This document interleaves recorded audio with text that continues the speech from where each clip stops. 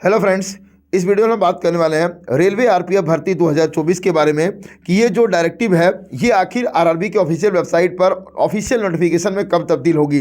तो सारी जानकारी आपको डिटेल में मालूम चल जाएगी। उससे पहले यदि अगर अभी तक आपने उमंग स्टडी यूट्यूब चैनल को सब्सक्राइब नहीं किया है तो सब्सक्राइब करके बेल आइकन को जरूर दबा दीजिएगा रेलवे आरपीएफ भर्ती 2024 की हर पल की अपडेट के लिए, क्योंकि यहाँ पर आपको सबसे ज़्यादा ऑथेंटिक इन्फॉर्मेशन दिया जाता है। दोस्तों, वीडियो स्टार्ट करें उससे पहले आप सभी स्टूडेंट्स के लिए एक इन्फॉर्मेशन है। जैसा कि आप सभी स्टूडेंट्स को पता है कि आरपीएफ की भर्ती बहुत जल्द आप सभी स्टूडेंट्स के लिए आने वाली है। तो आप सभी स्टूडेंट्स ये 3 महीने का मॉक टेस्ट बिल्कुल फ्री ऑफ कॉस्ट लगाना चाहते हैं आरपीएफ का, तो वीडियो के डिस्क्रिप्शन में साथ ही कमेंट सेक्शन में आपको एक लिंक मिलेगा। उस लिंक पर क्लिक करके आपको एप्लीकेशन को डाउनलोड करना है जिसका नाम है सरकारी जॉब फाइंड टेस्ट। इस एप्लीकेशन को आप जैसे ही डाउनलोड करेंगे, रजिस्ट्रेशन की प्रक्रिया को पूरी करेंगे, उसके बाद आपको एक कूपन कोड लगाना है SJFTEST। आप जैसे ही इस कूपन कोड को लगाएंगे आरपीएफ के सभी एग्जाम्स का मॉक टेस्ट 3 महीने के लिए बिल्कुल फ्री ऑफ कॉस्ट लगा पाएंगे।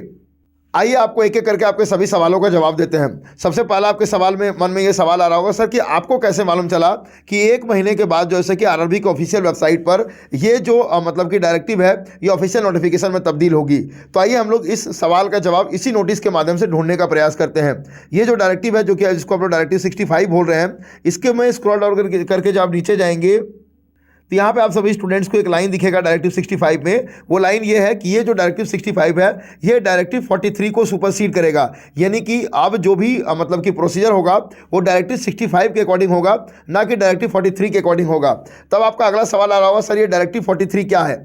देखिए फ्रेंड, रेलवे में जो भी रिक्रूटमेंट होती है आप लोगों का, स्पेशली आरपीएफ की, उसके पहले एक दिशा निर्देश जारी किया जाता है कि इसी पर्टिकुलर दिशा निर्देश के अकॉर्डिंग जैसे कि रिक्रूटमेंट कंप्लीट होगी। जैसे कि अभी जो आरपीएफ की भर्ती आएगी उसका जो सारी प्रक्रिया कंप्लीट होगी वो डायरेक्टिव 65 के अकॉर्डिंग कंप्लीट होगी, और डायरेक्टिव का मतलब ही होता है दिशा निर्देश। लेकिन पिछली बार जो भर्ती आई थी 2018 वाली, वो किसके अकॉर्डिंग कंप्लीट हुई थी, वो डायरेक्टिव 43 के अकॉर्डिंग कंप्लीट हुई थी। तो इस वीडियो हम लोग यही देखने वाले हैं कि डायरेक्टिव 43 जो जारी हुआ था वो किस पर्टिकुलर डेट को जारी हुआ था, और 2018 वाली जो भर्ती आई थी वो किस पर्टिकुलर डेट को जारी हुआ था। उसके आधार पे हम लोग ये अंदाज़ा लगा पाएंगे कि इस बार जो हम लोग का डायरेक्टिव 65 जारी हुआ है और हम लोग का जो ऑफिशियल नोटिफिकेशन जारी होगा जो कि आरआरबी की वेबसाइट पे जारी होगा, उसमें कितना समय लग सकता है। पिछले पास्ट के आधार पर इस बार प्रेजेंट का हम लोग अनुमान लगाने का प्रयास करेंगे। ये आपके सामने वो डायरेक्टिव 43 है फ्रेंड। ये सारे रेलवे के ऑफिशियल वेबसाइट से डाउनलोड किए गए हैं। तो आप सभी स्टूडेंट्स को अपने मन में किसी प्रकार का कोई कन्फ्यूजन नहीं रखना है कि हो सकता है ये नॉन ऑफिशियल भी हो सकता है। नॉन ऑफिशियल बिल्कुल भी नहीं है, ये पूरी तरह से ऑफिशियल है। इसका डेट देखेंगे तो डेट है आप लोग का 13/4/2018। सर आप हमें ये बताइए कि जो 2018 वाली भर्ती आई थी वो कब आई थी। ये डेट तो हमने नोट डाउन कर लिया, 13 अप्रैल 2018 का। भर्ती कब आई थी ये जानने के लिए हम लोग आ चुके हैं आरपीएफ की ऑफिशियल वेबसाइट पे rpf.indianrailways.gov.in। यहाँ पे जैसे ही स्क्रॉल डाउन करके नीचे जाएंगे तो आप सभी स्टूडेंट्स को यहाँ पे अपडेट दिख जाएगा। जो पहली भर्ती आई थी सब इंस्पेक्टर एग्जीक्यूटिव की, वो आप लोगों का कब आया था, जिसका नोटिफिकेशन नंबर था 2/2018। वो आया था 19 से 25 मई 2018 को, ठीक है। उसके साथ ही आप लोगों का कांस्टेबल की भी भर्ती एक साथ आई थी जिसका नोटिफिकेशन नंबर था 1/2018, और वो भी कब आया था 19 से 25 मई 2018 के बीच में। यानी कि जो आप लोग का डायरेक्टिव 43 था वो कब आया था आप लोग का 13/4/2018 को, ठीक है। और आप लोग का नोटिफिकेशन कब आया 19 मई को। यानी कि यहाँ पे स्पष्ट तौर पे देखा जा सकता है कि अप्रैल से लेकर के मई, यानी कि लगभग 1 महीने के से भी ज़्यादा का समय लग रहा है।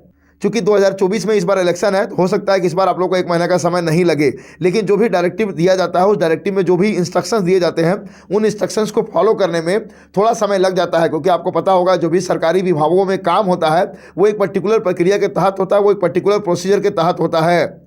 और पिछले बार भर्ती का कुछ और भी डिटेल्स देख लेते हैं कि कितना पद आया था और उसमें से कितने पदों पर भर्ती प्रक्रिया कंप्लीट हुई थी। ये देखिए, पिछला बार में आप लोग का नोटिफाइड या मॉडिफाइड वैकेंसी था 1121, और इम्पैनल्ड या रिक्रूटेड कितना हो चुका है पूरा 1121, यानी कि सभी पोस्ट पर भर्तियाँ पूरी की जा चुकी हैं। वही कांस्टेबल एग्जीक्यूटिव का देखेंगे तो ये आप लोगों का कितना नोटिफाइड या मॉडिफाइड वैकेंसीज है 8619। वहीं इम्पैनल्ड या रिक्रूटेड है 8543, यानी कि 76 पोस्ट को यहाँ पे नहीं भरा गया है, या तो कैंडिडेट नहीं मिले होंगे या फिर जो भी अलग अलग रीज़न रहा होगा। उसी तरह से देखेंगे एक और वैकेंसी आई थी आप लोग का 2018 में जिसका नोटिफिकेशन नंबर था 3/2018, और ये कब हुई थी तो 22 से 28 दिसंबर 2018 के बीच में जारी हुई थी।